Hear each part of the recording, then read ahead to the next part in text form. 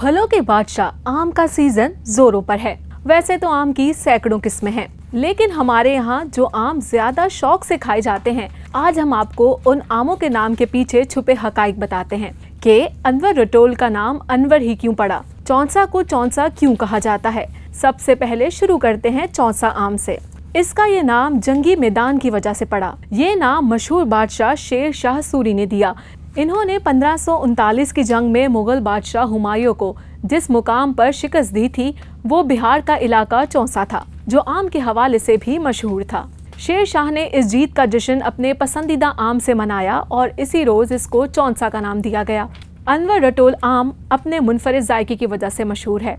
आम की किस्म भारतीय रियासत उत्तर प्रदेश के जिले बागपत में इसे काश्त करने वाले अनवारुल हक से मंसूब है। लंगड़ा आम सबसे पहले भारत के शुमाल में वाक़ई शहर बनारस में काश्त किया गया। कहा जाता है कि इसका अव्वलीन काश्तकार लंगड़ा कर चलता था और इसी वजह से इसे लंगड़ा आम का नाम दिया गया।